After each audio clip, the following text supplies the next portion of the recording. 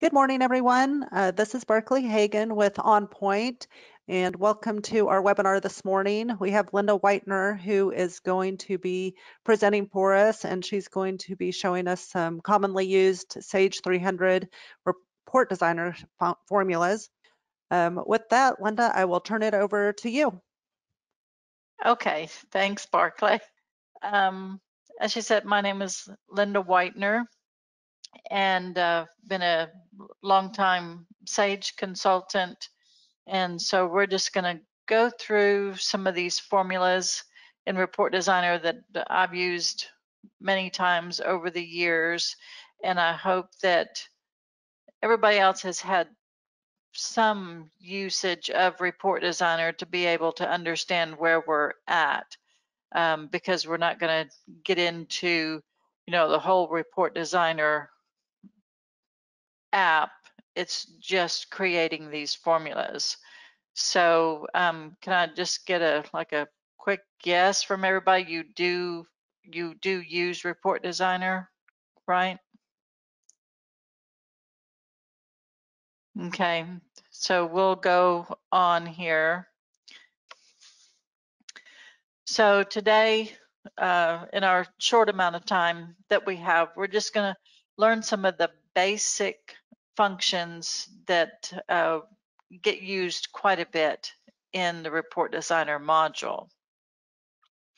And I didn't want to spend a whole lot of time in the PowerPoint, but as I was creating this, I thought, well, I'll do some slides out here so that you can see kind of what our end result is going to be, and then we'll jump in the software and actually create them just so you can see the keystrokes on how they're done.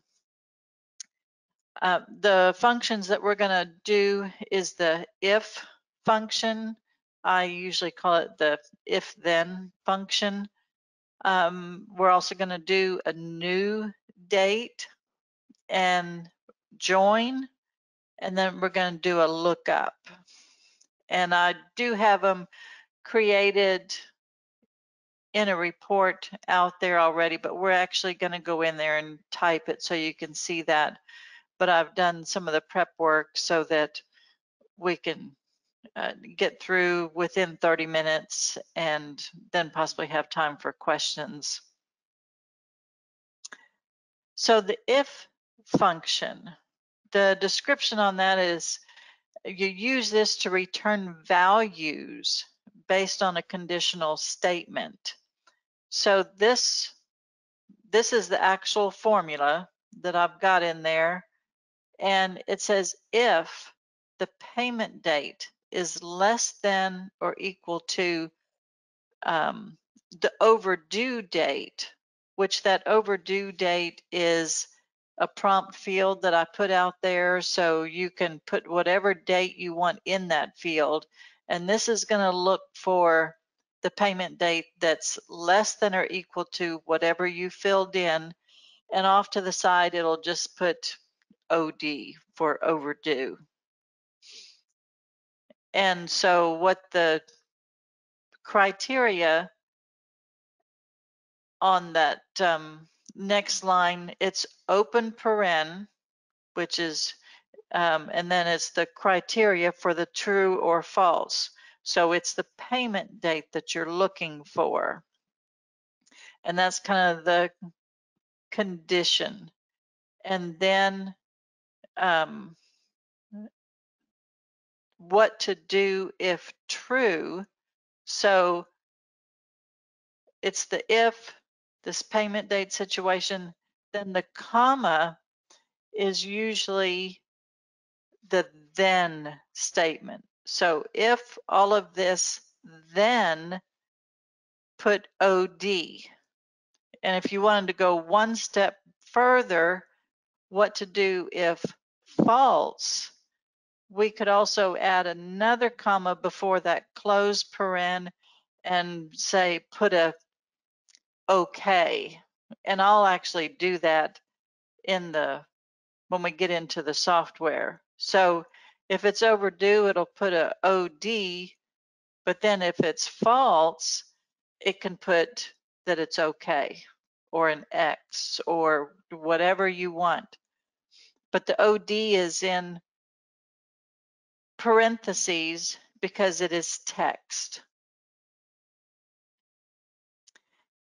And so that's how the if function is actually typed out. So down on the bottom where it says, the criteria for true or false, it's actually, the open paren, then you put that stuff in, you put a comma, and then what you want it to do, and then you could put another comma, what to do if false, and then it's close paren. So the new date, and also, by the way, this PowerPoint's going to be available to you, so you don't have to worry about, writing things down, taking a snapshot of it. We're going to give you this PowerPoint. So the new date is used to calculate a new date. So you want to take one date and transform it, add or subtract from it. So the formula is you type in new date, open paren, you put the date that you want to use. So I was using the AP register out there. So I took the invoice date, then you put a comma, and then the first 0 that's there is number of months. So I'm not advancing it any months. So we just put 0. Then there's a comma. Then the next one is number of days. I just said add 30 days to it. Then we put a comma, but I'm not adding a number of years to it. So then we put a 0. And then it's a close paren. So as you can see, you can add months, days, and years to this date that you're wanting to modify.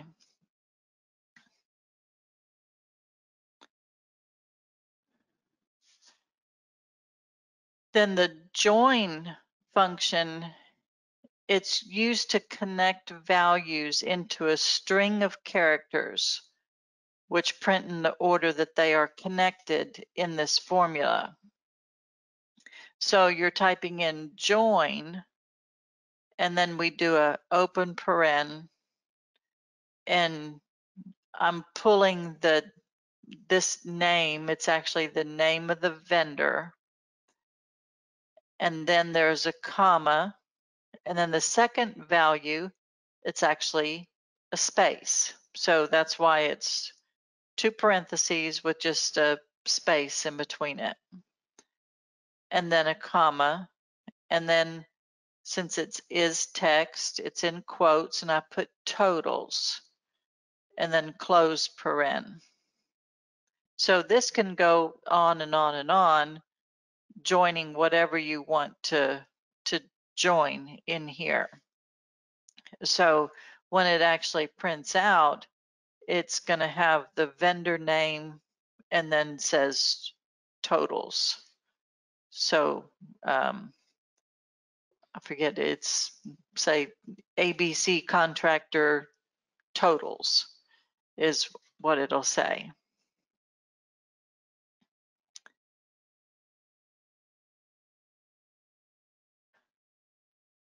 And then the last formula is going to be the lookup function. And you use this to locate information that cannot be accessed directly from the report design the way it is. So we have records that are used in a report design. You can, pull in job cost master file, AP master file, some different records out there. But if you're wanting to find something that cannot directly reach over there and grab that information. You have to look it up. And so on this one, it says look up the account title from the debit account. And this one, I used it on a job cost report. So it can easily find what the debit account is. That's in all the records in job cost, but it doesn't directly access the account master file in General Ledger to know what the title of that account is. So we do this lookup. So you type in lookup and then open paren the field that you're wanting. That's what you're looking for. Then a comma, and then the value or values that get you to that field that you're wanting to pull in. Sometimes it may be 2 or 3 values that you have to pull in, and you can find those on usually the sort order in the data dictionary. Tells you what it is that you need to get to that field. But here, this one, it just needs the debit account. On some other things, it might be like if it was in AP, it might be the vendor and then the invoice number. So there's 2 different records that get you to a certain field. So it's not always just one. So Barclay, are there any questions that come up? There are not any questions at this time. Okay, all righty, because we're going to jump in the software now. And let me get down here to bring it up.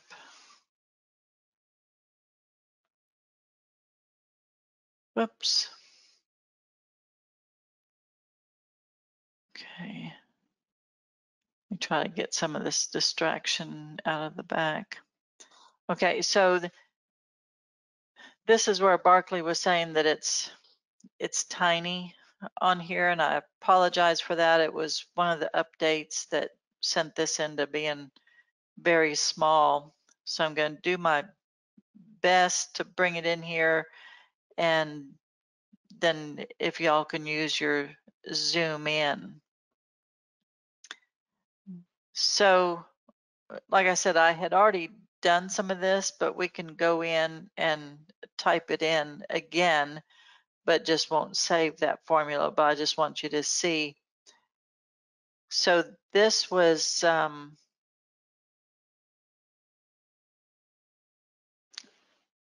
of the formulas. Let me bring it up here. It was the OD indicator. So this was the if-then statement.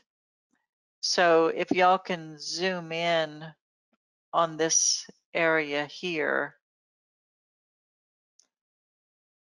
and just let us know if there's any issues on being able to see it, because we're going to look at this and then I'm going to cancel out this and do a new formula and actually pick it off of here. So you just type in the words if and the open paren, then payment date, and the payment date is located on the AP invoice file. And then you say less than or equal to the overdue date, which is a prompt field. And then comma OD, and then here is where that's if it's true, but then you can, this comma means otherwise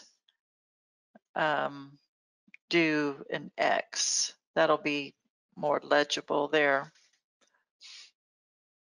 So I've changed that formula there, but we're actually going to go again and type it in.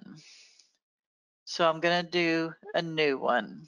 And like I said, this is the exact same formula that we're going to do. So we type in if, open paren, and we have to index. So it's either on the top or click on that index and go to the invoice record and get to the invoice date. And you just double click there. Invoice date is less than or equal to, and then you're looking for your prompt fields. And I put one out there called overdue date.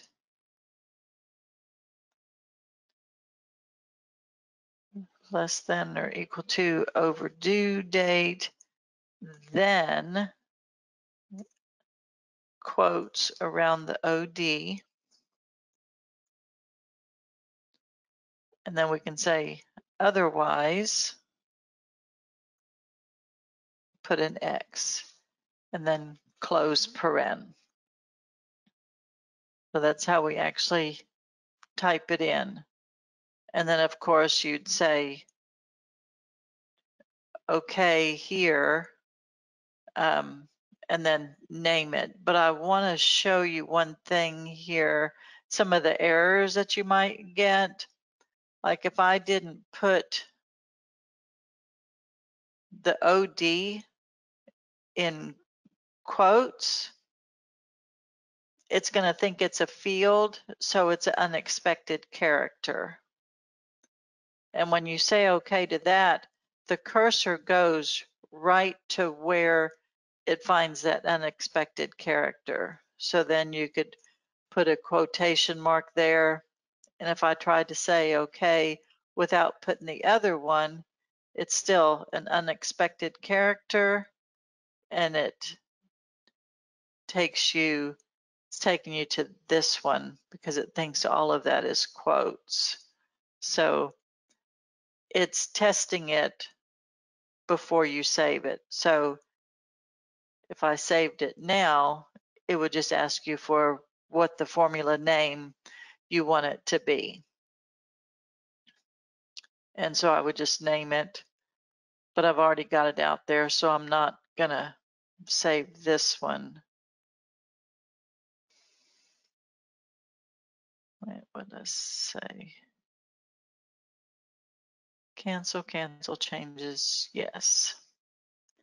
So then this report right here, we're gonna focus on just this one for right now. When we print it, and if I said it's 0331, and this, I'm just putting in a date for this data set here. So here's the payment date. And so I said that date was 3/31. So anything less than that. So it should be these last two. Oh, nope, just this one right here. This one is 2014. So there's only that one. So there's OD. So everything else has X's. There were some more ODs. So here's February. So it's less than that. So it puts the OD there. And I thought about, putting the OK, but then that's two initials. So you're having to look harder for that OD. But if you wanted to, whoops.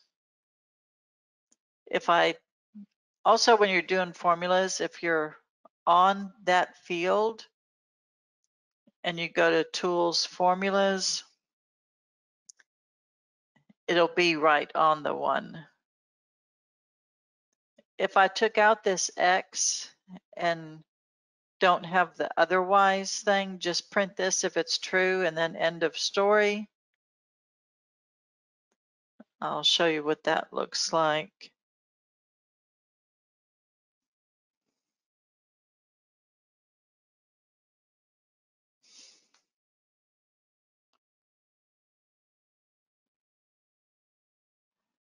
So then it just leaves everything else blank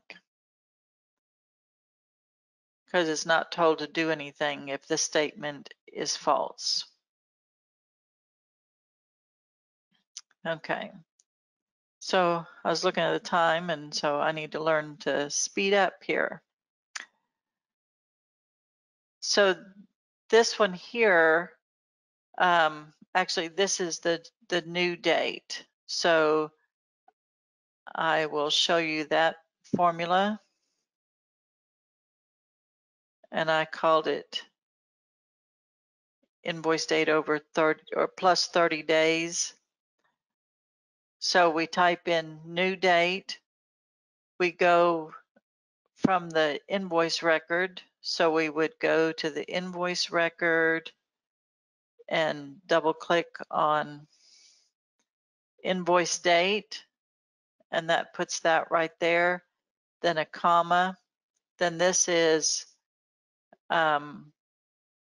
months, days, and years. So don't, and if I did a minus 30, that would subtract 30 days from it. So months, days, years. And then we just say okay to that. It's already been saved. So, and I added the invoice date just so you could see. That doesn't matter.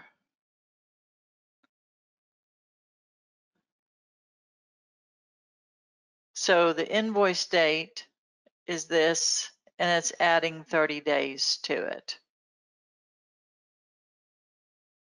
Okay.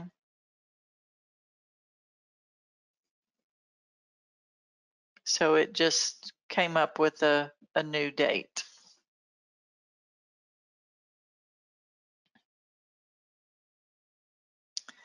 So the last one on this particular report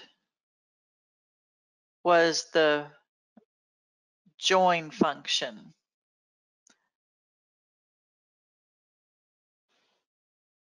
So formulas. So in here we typed in join, then open paren, and then we went and grabbed the name from the vendor record. So the vendor record, and I double clicked on the name, and then I typed in a comma, and then I typed in a quote with a space and another quote, then a comma, and then quotes totals, quote, close paren.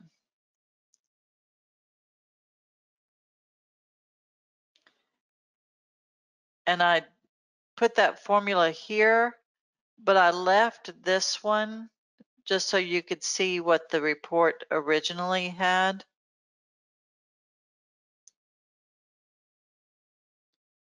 So this is the formula one, A1 Electric Company totals. And then this is what the system normally had when you just say put totals there. It just says vendor totals on all of them. But on the formula, it's saying alpha insulation totals. Except for when there's only one, this one is dropping the totals. Okay. So that was the join function. And so the last one is the lookup function. And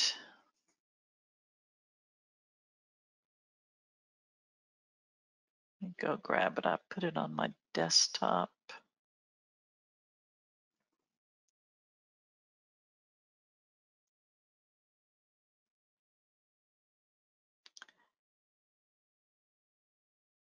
So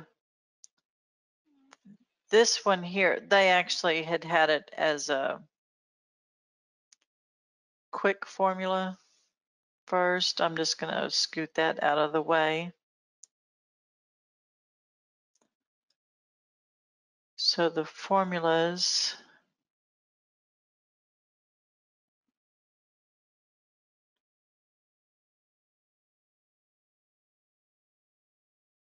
or I think I left it as the lookup, as the quick formula. There's a couple of different ways to do formulas. I usually don't like to do quick ones. But over here, it says we typed in lookup, open paren, and then you can see account title comes from the GL account. So you do have to have the GL account on your list here. And so we click on GL account and grab the title. Double click, it'll put it there. And then the comma, and we're going to retrieve that title from the debit account. So the debit account is what we want to know what the title of that account number is.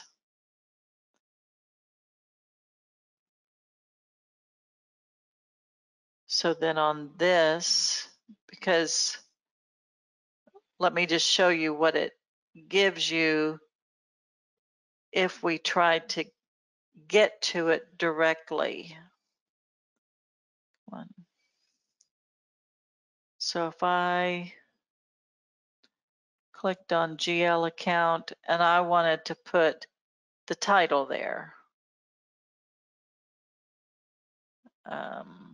Well, it's letting me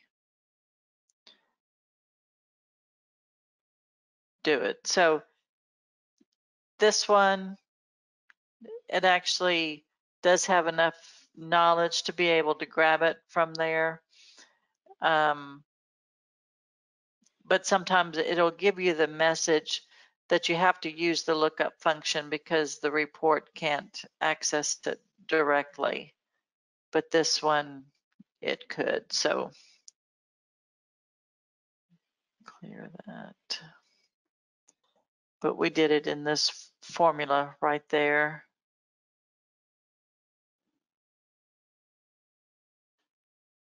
Let me just pull.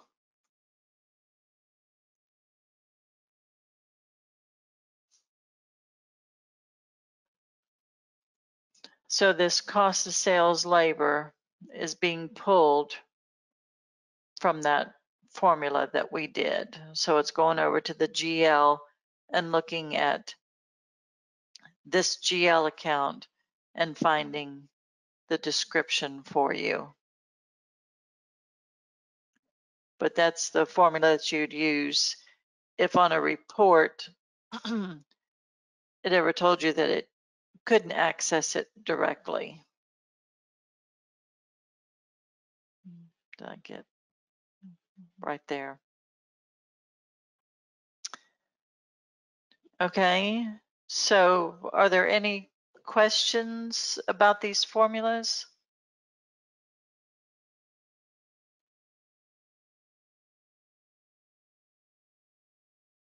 There have not been any submitted through the questions panel.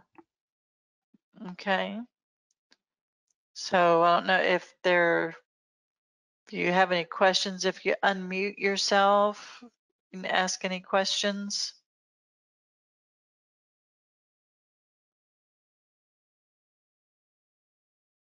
Linda, this is Antoinette. Can you hear me? Yes, I can. How are you? I'm fine. I got on this because I was trying to look for something else. So I don't have a question about any of this. Mm-hmm. I have my comparative income statement, but I have a column for percent of revenue, and it's not calculating it correctly. And I called Timberline support and they said, well, is it your own design? And I don't know, because we've had this since 1999 and I think it probably used to work, but now, like, my contract revenue is saying it's 153% when it should only be 100%. Well, you have to, in that one, it's usually using an accumulator. Okay. And so if you've added some more revenue accounts or some other accounts out there that are not in that accumulator, because that's how it's gathering up the revenue, and it's doing some kind of mathematical function. So you just need to make sure, look at that accumulator that field is using, and just make sure that those are correct. Okay. That'll give me a place to look. Thank you. Any other even generic questions like that? Okay, Barclay. Okay. Well, thank you all for being here. If you come up with any questions or if you have ideas for any future sessions, please feel free to contact us at any time. I can be reached at clientcare@onpoint-software.com. And also follow us on social media to get updates on future events. And we will send out a recording along with the PowerPoint here over the next couple of days. And other than that, everybody have a great afternoon.